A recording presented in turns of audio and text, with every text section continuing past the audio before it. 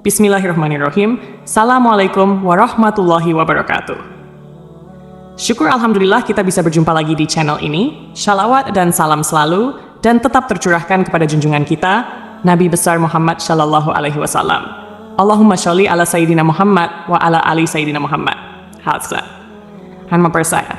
Harapan dan doa saya, semoga saudaraku semuanya selalu diberikan kesehatan, dilapangkan rezekinya, diampuni dosa-dosanya, dan dipanjangkan umurnya.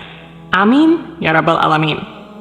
Sahabat beriman yang dirahmati Allah, ada sebuah kisah diceritakan bahwa seorang lelaki melewati sebuah kawasan perkuburan di suatu malam yang kelam dan sunyi. Tiba-tiba, dia terpanggang suatu cahaya terang benderang yang muncul dari sebuah kubur dan terus menjelang ke langit. Dia tertegun dan kagum melihat kejadian itu.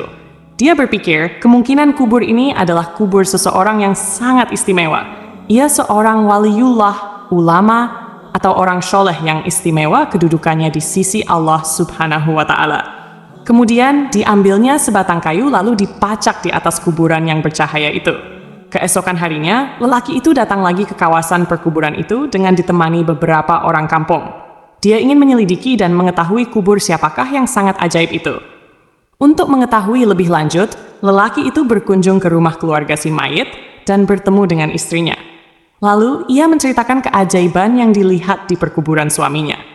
Anehnya, istrinya terkejut dan keheranan. Dia sangat mengenal suaminya. Suaminya bukan siapa-siapa, hanya seorang petani biasa saja. Bukan seorang yang alim, bukan seorang ahli ibadah, bukan orang soleh.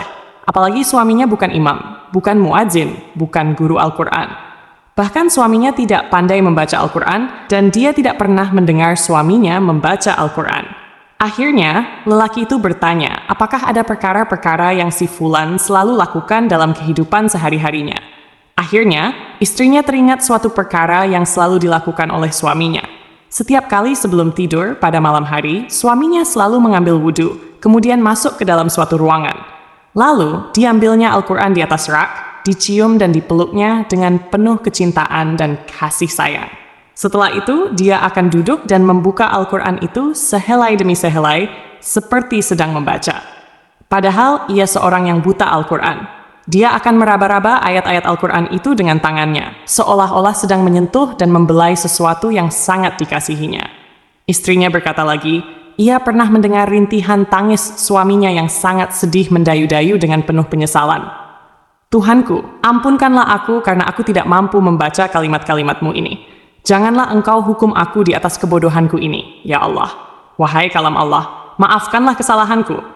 Aku tidak mampu membaca kalimat-kalimatmu, aku tidak dapat bersahabat denganmu, aku tidak dapat memahamimu, tapi aku sangat mengasihimu. Aku sangat mencintaimu, wahai kalam Allah. Janganlah engkau mendakwa aku, jangan engkau menuduh aku di hadapan Allah di akhirat nanti. Kemudian lelaki itu meminta untuk melihat Al-Quran kesayangan suaminya itu. Benar saja dan sangat mengharukan. Setelah dia melihat naskah yang mulia itu, terlihat lusuh helaiannya. Kelihatan sering dibuka berkali-kali, dan ada bekas-bekas air mata di kertasnya. Tanda seseorang sering menangis berurai air mata tatkala membuka lembaran yang maha suci itu. Pastinya lelaki ini sangat mulia pribadinya. Hatinya telah bersatu dengan roh Al-Quran. Dia sangat mengasihi kalimat-kalimat Allah itu dengan sungguh-sungguh. Berarti ia mengasihi Allah dengan seluruh jiwa dan raganya. Sahabat beriman yang dirahmati Allah, marilah kita menghidupkan Al-Quran di dalam masjid kita, di dalam rumah kita, dan di dalam diri kita. Luangkan waktu kita setiap hari untuk membaca Al-Quran dan pahami isinya.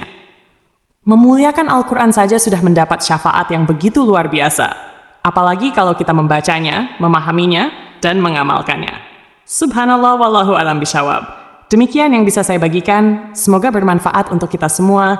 Amin ya Rabbal Alamin. Assalamualaikum warahmatullahi wabarakatuh.